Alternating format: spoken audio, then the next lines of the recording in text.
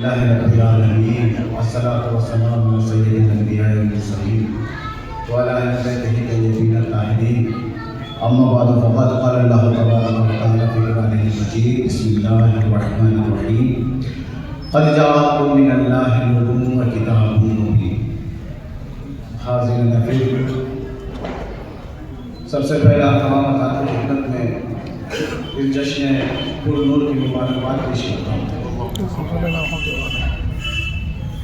مبارکباد قبول بھی تو کیجیے درود یا صلی اللہ محمد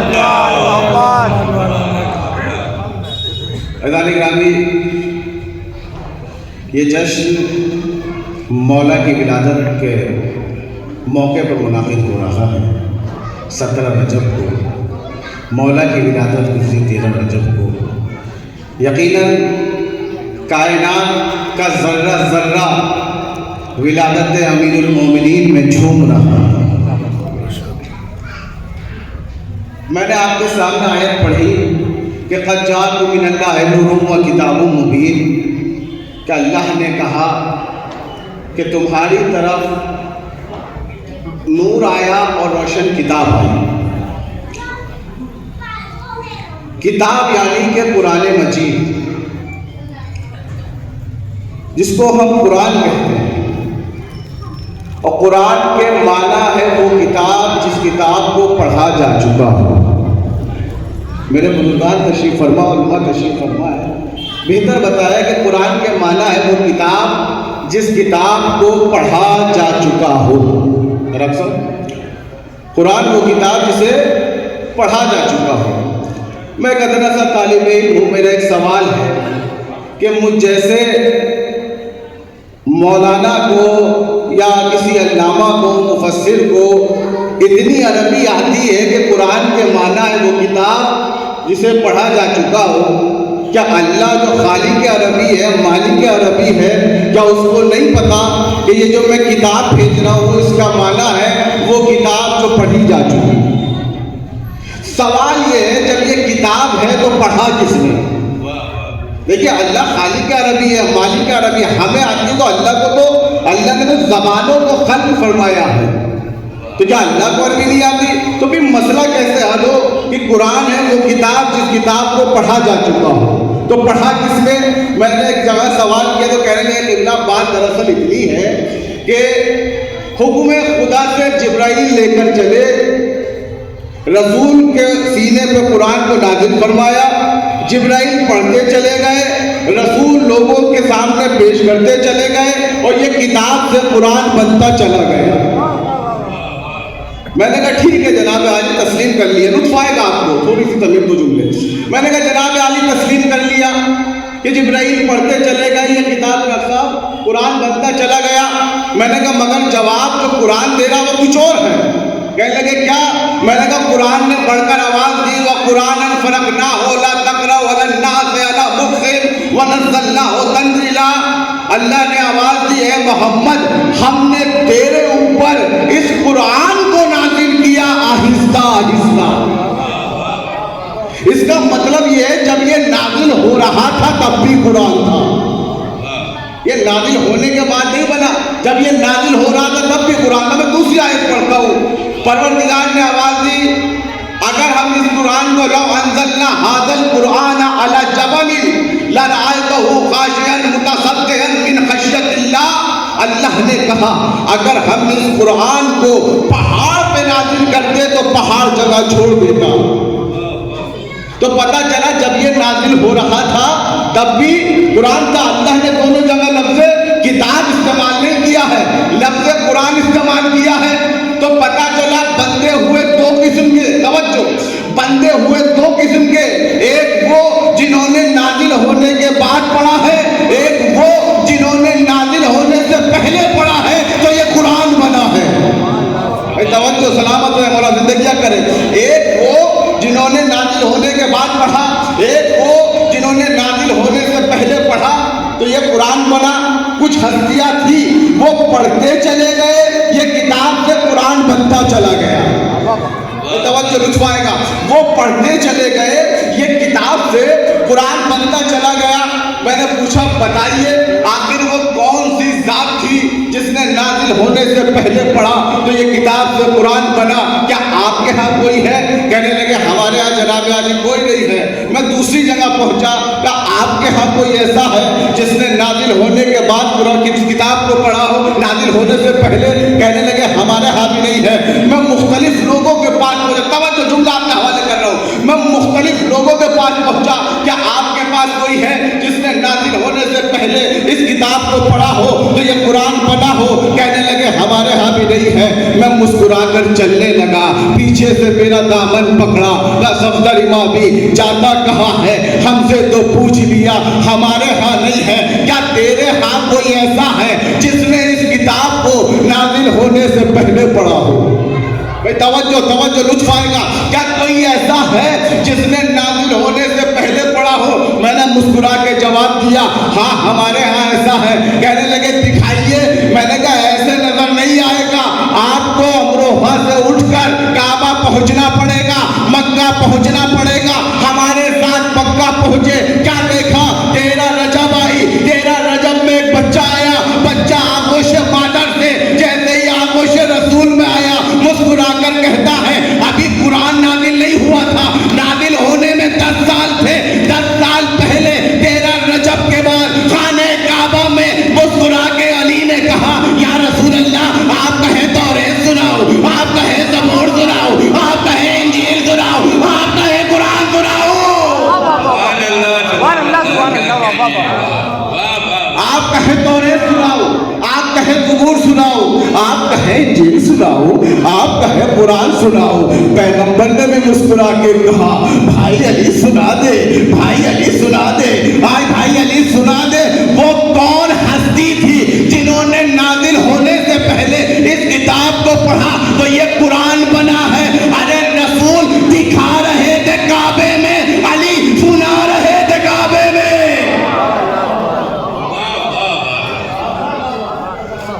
अली सुना रहे थे काबे में। और जुमला आपके हवाले करूं नासिर अंकल, लुत्फ आएगा, जुमला हवाले कर रहा हूं कि अली ने 10 साल पहले खाने काबा में 3 दिन की उम्र में कुरान सुना दिया।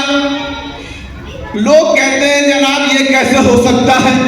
3 दिन की उम्र में कोई बच्चा कुरान कैसे सुना सकता है? मैंने कहा 3 दिन की उम्र में आम इंसान कुरान नहीं पढ़ सकता, मगर इमाम पढ़ सकता है। इन आम इंसान नहीं पढ़ सकता। और ये जुमले पे भी आपको लुत्फ आएगा। देखिए कितना भी इंसान कितना भी बड़ा हो, मगर उसको कुरान सुनाने में और पढ़ने में एक सिन लगती है, एक उम्र लगती है। मगर अली ने 3 दिन की उम्र में कुरान सुनाया है। तो जुमला आपको जो लुत्फ देगा सुनिएगा कि अली ने 3 दिन के सिन में कुरान सुनाया है।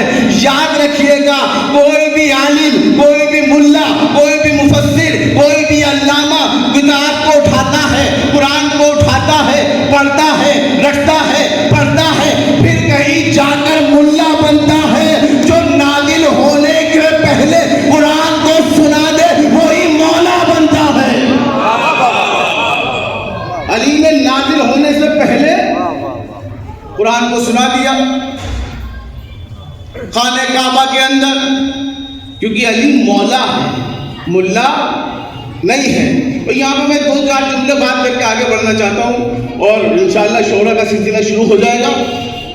हम सब कहते हैं कि अली हमारे मौला है, अली हमारे मौला है। और खासकर नौजवान कहते हैं तिबला, जब अली हमारे मौला हैं तो मौला कब्र में आएंगे। मैंने कहा बेशक आएंगे। कहा जब मौला कब्र में आएंगे तो घबराने की जरूरत क्या है? भाई हर इंसान अपने गिरेबान में झांके तो उसको ये जरूर नजर आएगा, जब मौला कब्र में आएंगे तो घबराने की क्या जरूरत है? बेशक मौला कब्र में आएंगे, घबराने की जरूरत नहीं है। मगर अफसोस का मकाम है कि वो जवान भी कह रहा है, वो बुजुर्ग भी कह रहा है, कब्र में मौला आएंगे, घबराने की क्या जरूरत है? नमाज पढ़ता नहीं है, रोजा रखता नहीं है, तवज्जो तवज्जो तवज्जो तवज्जो। नमाज पढ़ी नहीं, कब्र में मौला आएंगे। रोजा रखा नहीं, कब्र में मौला आएंगे। भाई जिंदगी भर पड़ोसियों میں مولا آئیں گے. بھائی بھائی کا مال کھاتا رہا, قبر میں مولا آئیں گے. بھائی بیٹا باپ کی نافرمانی کرتا رہا, قبر میں مولا آئیں گے. بھائی سب یہ اسی کا ہی کہہ رہے ہیں نا جملہ, قبر میں مولا آئیں گے, گھبرانے کی کیا ضرورت ہے. بھائی آپ نہیں, خود علی ابن ابی طالب نے کہہ دیا, یا ہارو ہمدان میں یمت یرنی, اے حارث ہمدانی جو بھی مرتا ہے علی کی زیارت کرتا ہے. علی نے خود کہہ دیا. اچھا سنیے گا, لطف آئے گا آپ کو. علی نے کہہ دیا یا ہارو ہمدان میں یمت یرنی, جو بھی مرتا ہے علی کی زیارت کرتا ہے. ایک صاحب تھے جو ہمارے مزاج کے تھے, قبلہ ایک صاحب ہمارے مزاج کے تھے. مولا قبر میں آئیں گے, گھبرانے کی کیا ضرورت ہے. حارث کے ساتھ چلے, کندھے پہ ہاتھ رکھا, کہنے لگے بھائی حارث, علی نے کہہ دیا ہے میں قبر میں آؤں گا, میری زیارت کرتا ہے, گھبرانے کی کیا ضرورت ہے. خدا کی قسم جملہ پہنچ گیا نا تو آپ کا دل آپ کی زبان پر آ جائے گا کہ بھائی حارث گھبرانے کی کیا ضرورت ہے, قبر میں مولا آئیں گے. حارث نے مسکرا کر جواب دیا, سچ کہتا ہے مولا قبر میں آئیں گے, سچ کہتا ہے مولا کی نگاہیں ہمارے چہرے کی طرف ہوگی, سچ کہتا ہے مولا ہمارا چہرہ دیکھ رہے ہوں گے, مگر کیا تو اس قابل ہے جب مولا قبر میں آئے تو اپنا چہرہ اپنے مولا کو دکھا سکے. سلامت مولا زندگیاں کرے. کیا تو اس قابل ہے جب تیرا مولا قبر میں آئے تو اپنا چہرہ مولا کو دکھا سکے. میں جملہ کہتا ہوں, خوش وہ ہو جس کی رفتار اچھی ہے, خوش وہ ہو جس کا کردار اچھا ہے, خوش وہ ہو جس کی گفتار اچھی ہے, خوش وہ ہو جس کا معیار اچھا ہے, خوش وہ ہو جس کا مزاج اچھا ہے, خوش وہ ہو جس کے ذوق اچھے ہیں, خوش وہ ہو جس کے شوق اچھے ہیں, جس کا کردار اچھا. میں کون خوش ہے؟ حارث ہمدانی خوش ہے. یہ وہ حارث ہے جو نماز نہیں چھوڑتا, جھوٹ نہیں بولتا, حق کسی کا کھاتا نہیں ہے, کسی کو اذیت پہنچاتا نہیں ہے, اپنے گھر میں قرآن کے جلسے کیا کرتا ہے, آل محمد کے فرامین پیش کیا کرتا ہے. سنیے گا, لطف آئے گا جملہ. آل محمد کے فرامین پیش کیا کرتا ہے, لوگوں سے کہتا ہے علی کے راستے پہ چلو, علی کے راستے پہ عمل کرو, تاکہ جب بھی تمہیں کوئی دیکھے اس کی زبان سے برجستہ یہی جملہ نکلے, ارے جس علی کے غلام ایسے ہیں وہ علی امام کیسا. سبحان اللہ سبحان اللہ. جس علی کے غلام ایسے ہیں وہ علی امام کیسا. سنیے گا آخری بات. خوش وہ ہو جس کا کردار اچھا ہے, رفتار اچھی ہے, گفتار اچھی ہے. مولا کائنات کے دور میں ایک شخص تھا چاہنے والا, دل میں عشق علی, زباں پہ ورد علی, مگر مولا کو دیکھا نہیں, کبھی نہیں دیکھا. الحمدللہ ہم نے بھی مولا کو نہیں دیکھا, لیکن دل کی آنکھوں سے علی کو دیکھا ہے. ہم نے دل کی آنکھوں سے, ہم نے بھی نہیں دیکھا مولا, اس نے بھی نہیں دیکھا تھا. اور یہ وہ وقت تھا جب مولا نے مدینے کے بعد کوفے کو پائے تخت بنایا. یہ پہاڑی پہ تھا, اس کو خبر دی جس علی کا تو ورد کرتا ہے, دم بھرتا ہے, وہ تیرا مولا کوفے میں آ گیا. اس نے جیسے ہی سنا تڑپ گیا, ننگے پیر بھوکا چلا, عشق علی میں تنہا تھا مگر ساتھ میں ولایت علی چلی, اکیلا تھا مگر عشق علی کے ساتھ چلا. پہنچا کوفہ, نصف رات تمام ہو گئی. اس نے سوچا مولا نماز فجر کے وقت آئیں گے تو زیارت کروں گا, چلا جاؤں گا, اس سے پہلے نماز شب پڑھ لیتا ہوں. مسجد میں پہنچا, نماز شروع کی, الفو الفو الفو الفو, اللہم اغفر لفلاں, اللہم اغفر لفلاں, اللہم اغفر لفلاں. یہ نماز پڑھ رہا تھا. اسی درمیان علی نے مسجد میں قدم رکھا. مولا نماز کو شروع کرنے جا رہے تھے, اچانک اس شخص کی آواز مولا کے کانوں میں آئی, الفو الفو الفو الفو. مولا نے اپنی نماز کو ٹھہرا دیا. اللہ اکبر. علی نے اپنی نماز کو ٹھہرا دیا, روک دیا, اور مولا اس کی نماز سننے لگے. یہ اپنے نماز میں مگن تھا.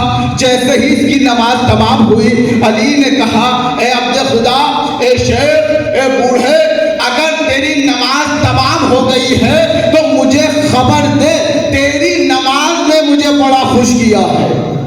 علیکم السلام.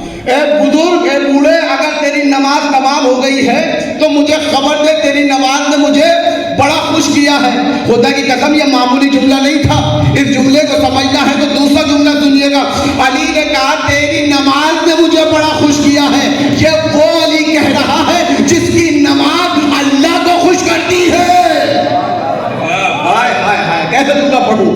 یہ وہ علی کہہ رہا ہے جس کی نماز اللہ کو خوش کرتی ہے. تیری نماز تمام ہو گئی ہے تو مجھے خبر دے، تیری نماز نے مجھے بڑا خوش کیا ہے. میں یہاں تقریر کر رہا ہوں، ٹوٹے پھوٹے الفاظ ہے، بزرگان تشریف فرما ہے.